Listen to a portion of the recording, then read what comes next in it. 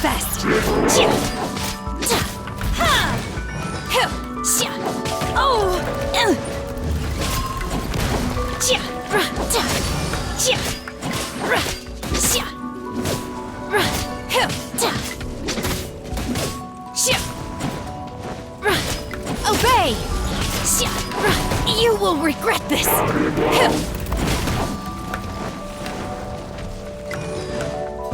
Ra! Manifest! Hiu! Ra! Ka! Ta! In your dreams! My curse to bear.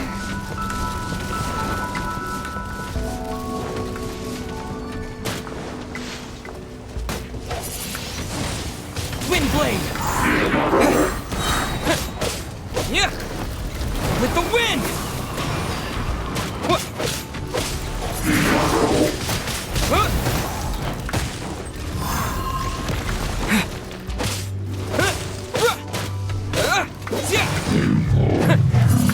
Windblade!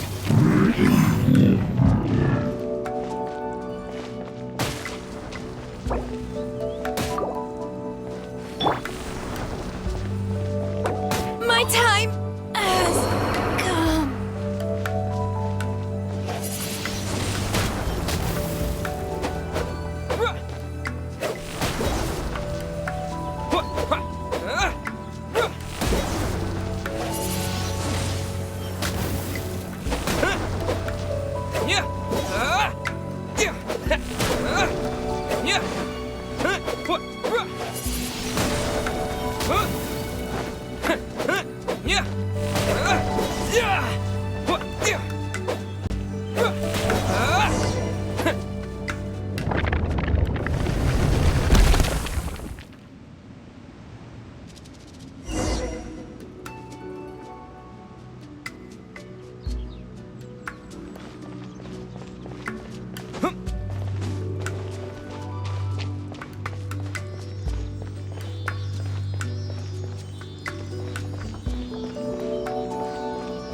Look, over there!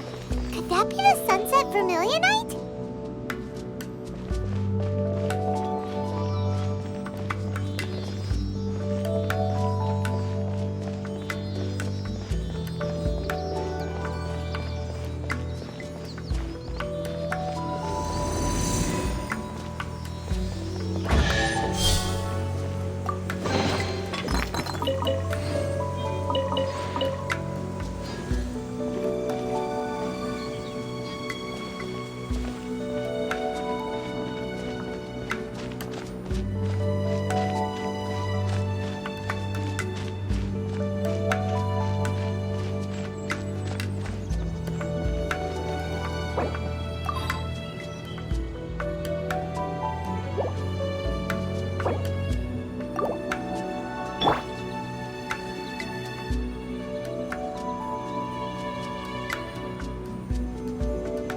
Stand with me!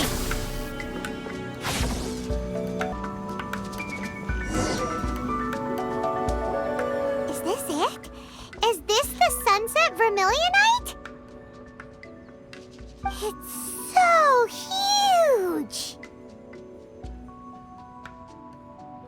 That's true, but then again, why isn't it floating? Prostrate doesn't float until it's activated. It may look different from most ordinary stones, but it weighs around the same amount. Only after being activated does Prostrate reveal its true nature, breaking free from the shackles of the mortal realm and ascending up into the heavens. Wow, Shenhe, you seem to know everything about this.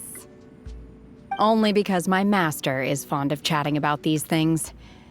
The moment she has some time to spare, she'll come straight for me and start telling story after story. I don't care for her stories most of the time. I certainly didn't expect them to ever come in handy like this. Hold on a sec. Paimon just realized something. If we activate it here, there's no way we'll be able to get it back to the site, right? Heck, we'll be dragged up into the sky too! But if we don't activate it, how else are we gonna lift it? This rock must weigh well well over 1,000 pounds, surely. Don't worry. I can handle the weight quite easily. Are you sure? Be careful. Please don't worry. I'm well aware that a plostrite sample this large must be highly valuable. I will be gentle with it and make sure it does not get damaged. My safety. That's right! Paimon's sure you can handle it and everything, but if something this heavy lands on you, you're gonna get yourself hurt, no matter who you are. You gotta be extra careful when lifting heavy objects. It's just common sense. Is it now? Well then, thank you. I'll go on ahead with the plostrite. Let's meet at the building site later.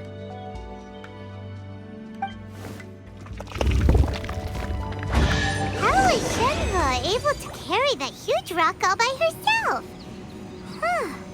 Adepti super strength much? We can't slow down yet. Let's go meet her at the building site.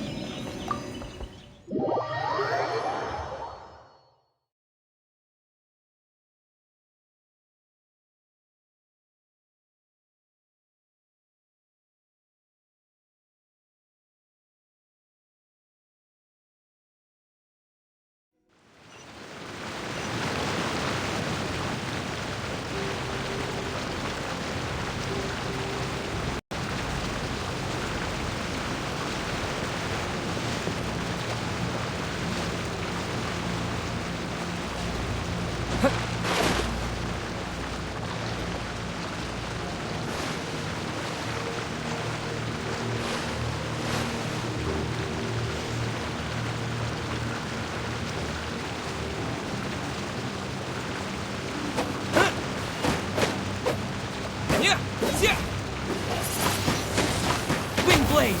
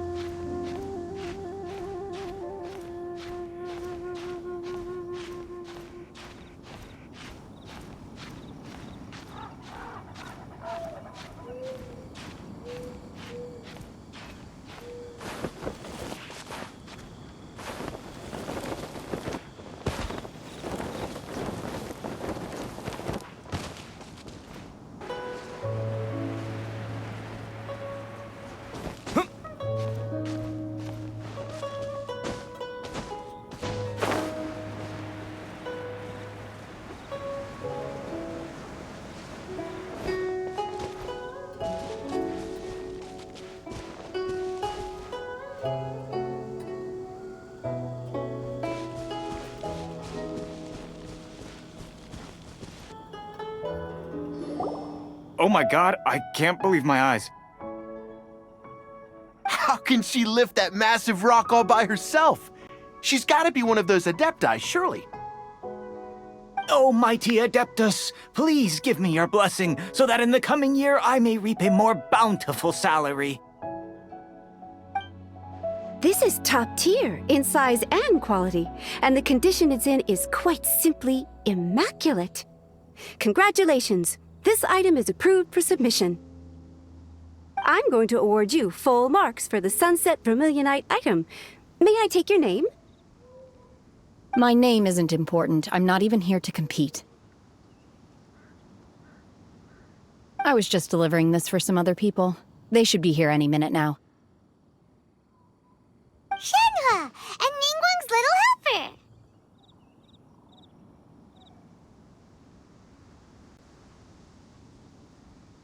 Ah, so you're the ones behind this. No wonder. The rarest talent turns in the rarest, but I have to correct you on one point. It's not helper, it's secretary. Okay then, Miss Secretary, what do you think of the rock we found? Pretty amazing, right? In truth, it is the finest piece of plastrite we have received so far. If everything goes according to plan, we will use this piece in the foundation of the Jade Chamber, which will enable us to proceed to the next stage of construction. As a side note, Lady Ningguang has rented some dwellings in the nearby area to serve as accommodations for the contestants. If you need a place to rest, you are welcome to stay there. Now, please excuse me. As you can see, there is still a lot of work to do on the building site. Shenhua, just now on the way over, pretty much everyone was singing your praises. Oh, really? What kind of reaction is that? So strange. Aren't you happy about it? Whenever Paimon gets praised, Paimon can't help but hold her head up high and break into a big smug smile. I've had similar compliments before. They call me an Adeptus, treat me with great deference and respect, as if I'm set apart from the common folk. Yeah, 'cause that's how Adepti are. At least the ones we've met are pretty unique and reclusive, too. Way different than normal people. But I am not... Shenhua? I'm fine.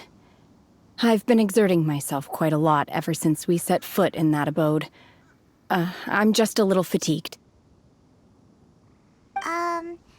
Well, Byron said that there are some makeshift hotels we can use, right? Let's go check in and take a rest.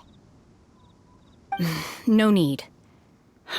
I simply need to find myself a secluded place in the wilderness to sit and meditate in silence. You can't do that. It's dangerous out in the wild on your own.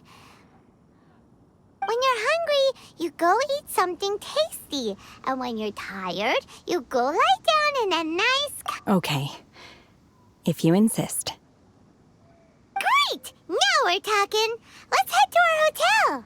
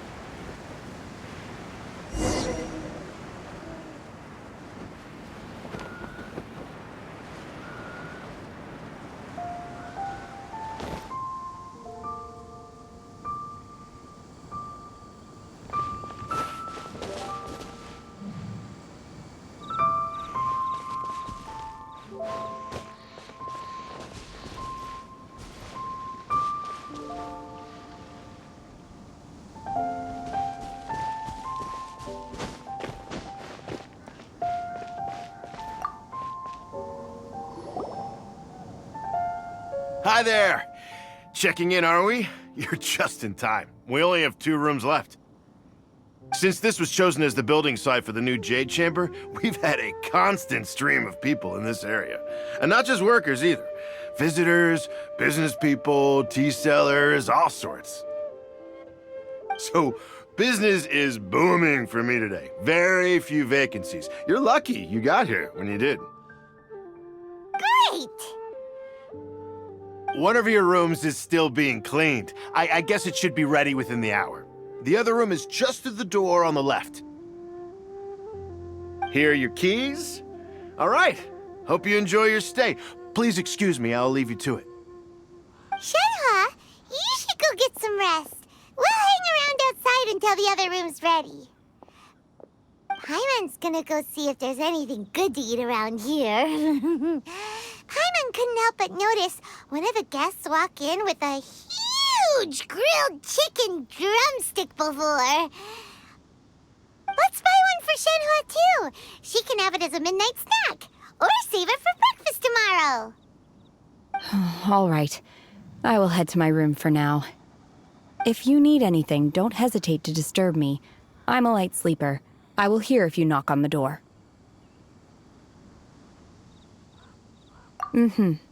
See you tomorrow. Hey! Isn't that Cloud Retainer? What's she doing here? Let's go and say hi.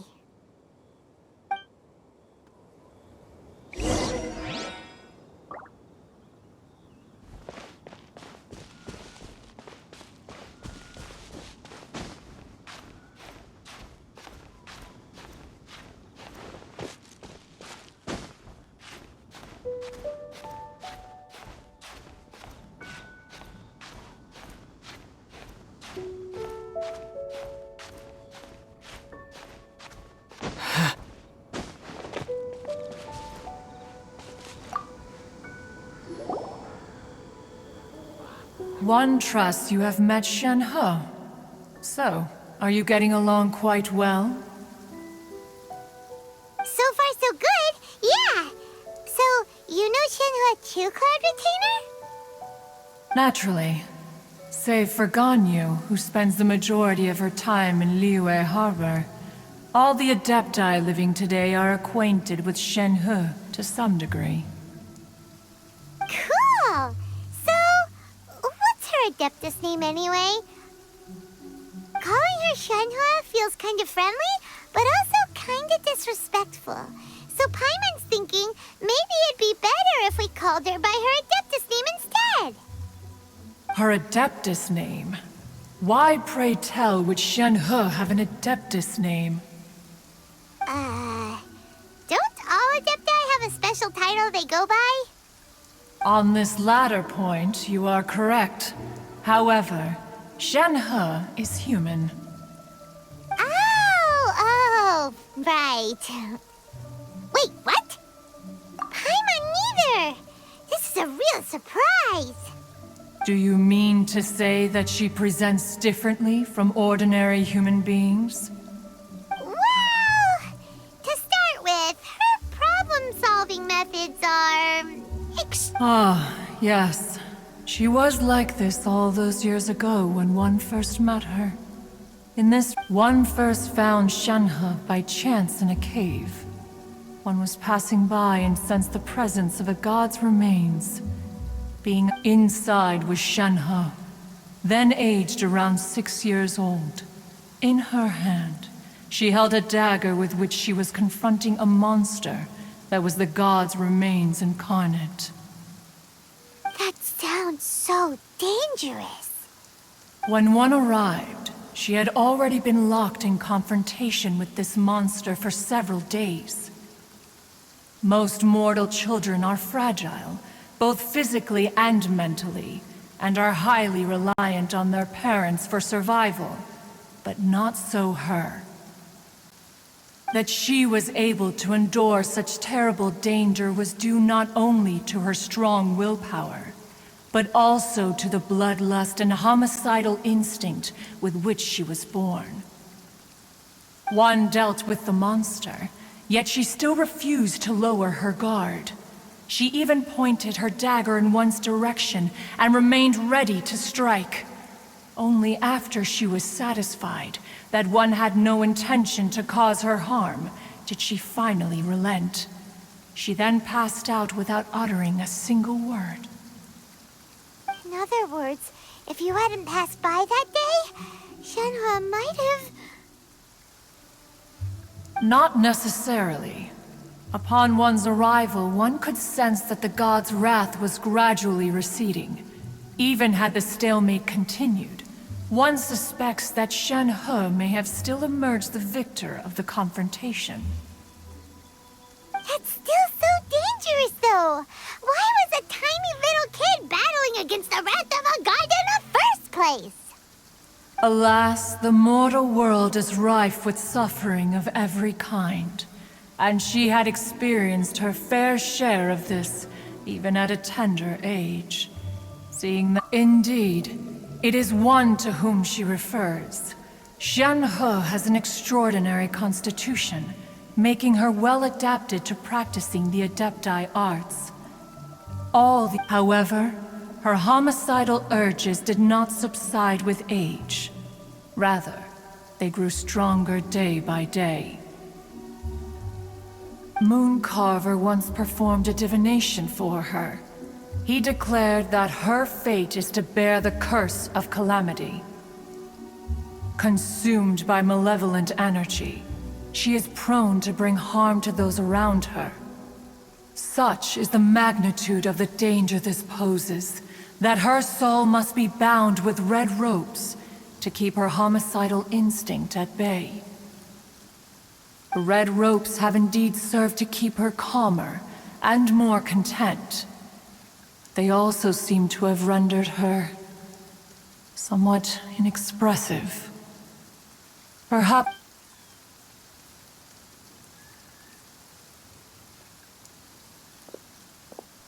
it is only by fate that people's paths may cross. Now that Shenhe's path has crossed with yours, please be sure to treasure the gift that fate has given you, and take good care of her. Oh, now Paimon gets it. You came out here to check up on Shenhe because you were worried about her, didn't you?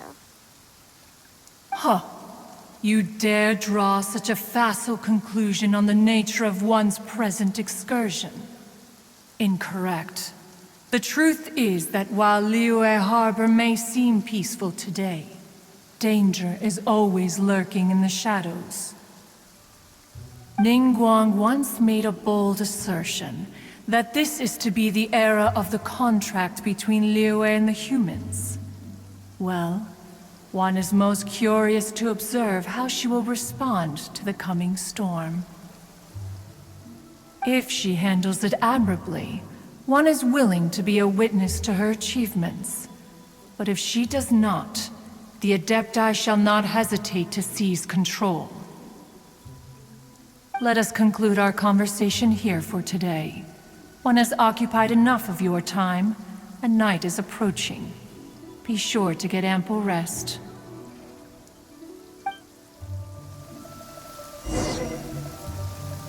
So, Shenhe isn't an Adeptus after all. She just grew up around the Adepti.